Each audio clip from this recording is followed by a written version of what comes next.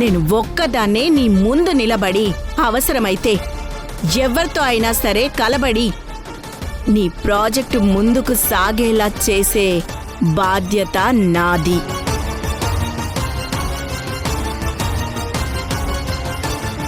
ఇక్కడే ఉండు.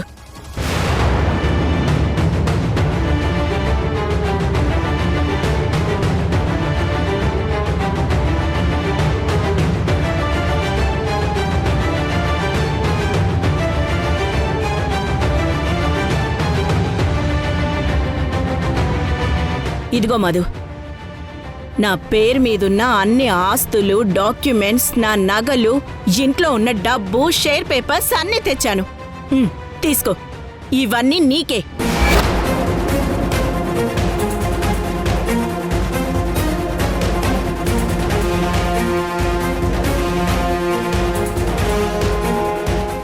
ఎంతవరకు ప్రాజెక్టు నడుపుతావో అంతవరకు నడుపు. ఇంకా డబ్బు చాలదనుకుంటే యష్ పేరు మీదున్న ఆస్తులన్నీ కూడా ఇస్తాను.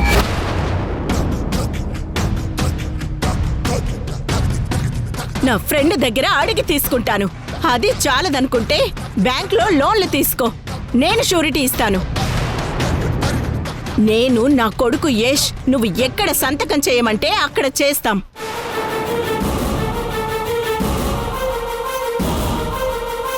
మా కుటుంబ పరువుని కాపాడటానికి నువ్వు ఏదైతే చేస్తాననుకున్నావో అదంతా చేసి చూపించు. ఏంటత్తయ్య ఇది? మీరు చేస్తుంది కరెక్ట్ కాదు. నా మీద కోపంతో మీరేం చేస్తున్నారో మీకు అర్థం కావడం లేదు.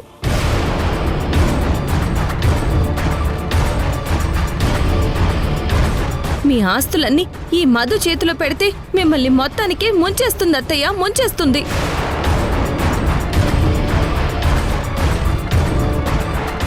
చివరికి మిమ్మల్ని రోడ్డున పడేలా చేస్తుంది. నేను ఎవరినైతే నమ్మద్దు అని అంటున్నానో మీరు అదే మధుని మళ్ళీ మళ్ళీ గుడ్డిగా నమ్మి మీ కుటుంబ పరువు పోవడానికి మీరే కారణం అవుతున్నారు అత్తయ్య, మీరే కారణం అవుతున్నారు. కసాయి లాంటి మధుని నమ్మితే అది మిమ్మల్ని బలి కోరుతుంది.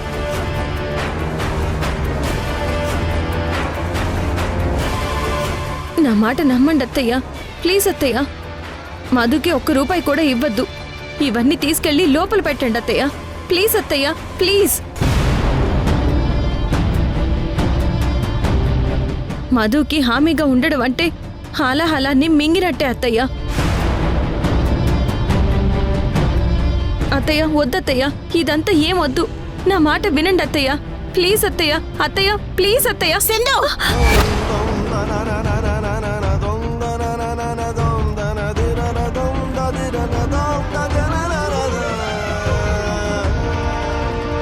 ఇంకొక్క మాట మాట్లాడినా బాగుండదు. అసలు ఎవరు ఎలాంటి వాళ్ళో నాకు బాగా తెలుసు. నా పెద్ద కోడలు నీలాగా దిగజారుడు మనిషి కాదు, నీలాగా తప్పుడు మనిషి కాదు.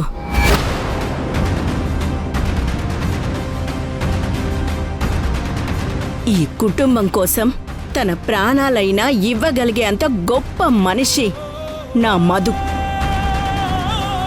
అయినా వద్దనుకొని వెళ్ళిందానివి మళ్ళీ నా ఇంటి గడప ఎందుకు తొక్కావే? నీకవసరమైతే వస్తావు, అవసరం లేకపోతే వెళ్ళిపోతావు. పైపెచ్చి నువ్వొచ్చి నాకు చెప్తున్నావా? మధు గురించి మాట్లాడే అర్హత కూడా నీకు లేదసలా. మర్యాదగా నా ఇంట్లో నుంచి బయటికి పో. అది కాదత్తయ్య, నేను చెప్పేది.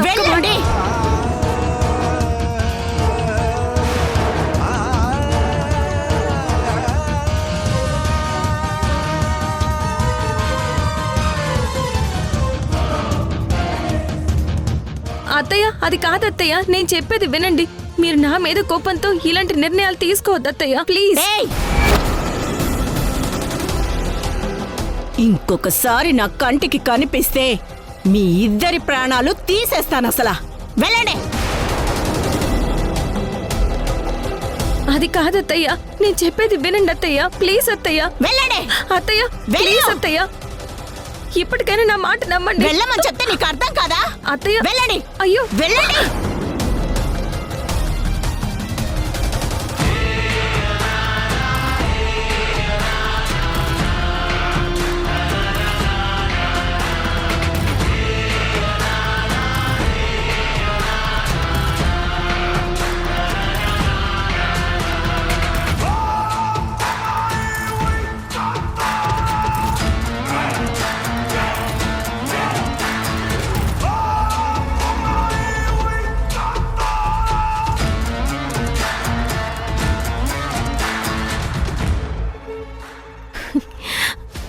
అత్తయ్య,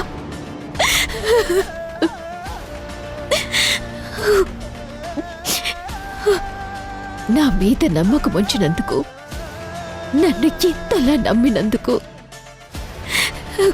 మీ రుణం ఎలా తీర్చుకోవాలో తెలియట్లేదు.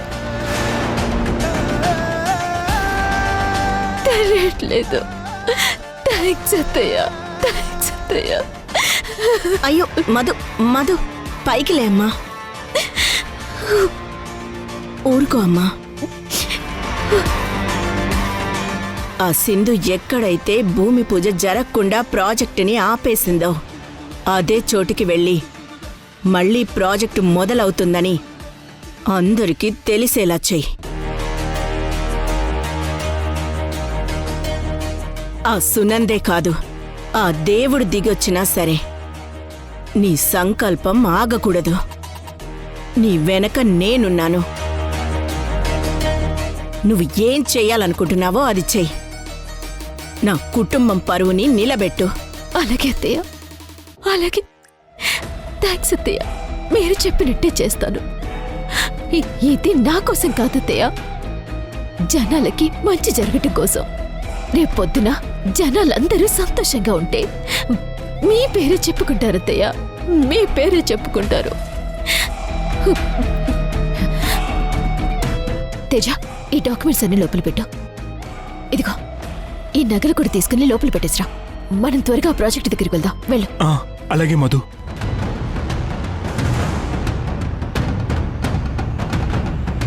మీరు చెప్పినట్టే చేస్తానత్తయ్య.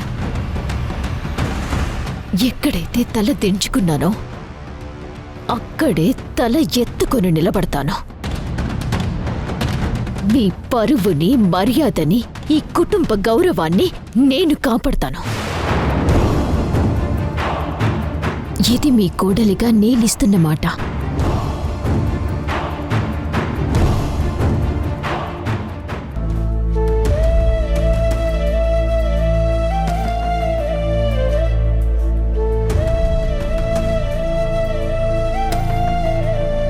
నా పెద్ద కోడలు నీలాగా దిగజారుడు మనిషి కాదు, నీలాగా తప్పుడు మనిషి కాదు. అయినా వద్దనుకొని వెళ్ళిందానివి మళ్ళీ నా ఇంటి గడప ఎందుకు తొక్కావే? మధు గురించి మాట్లాడే అర్హత కూడా నీకు లేదసలా. మర్యాదగా నా ఇంట్లో నుంచి బయటికి పో. వెళ్ళండి.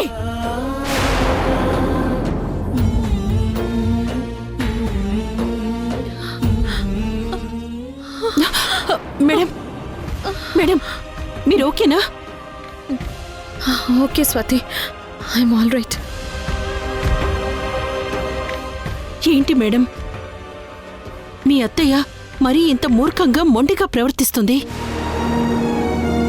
మధు మంచిది కాదు అని మొత్తుకుంటున్నా అంత గుడ్డిగా నమ్మేస్తుందేంటి?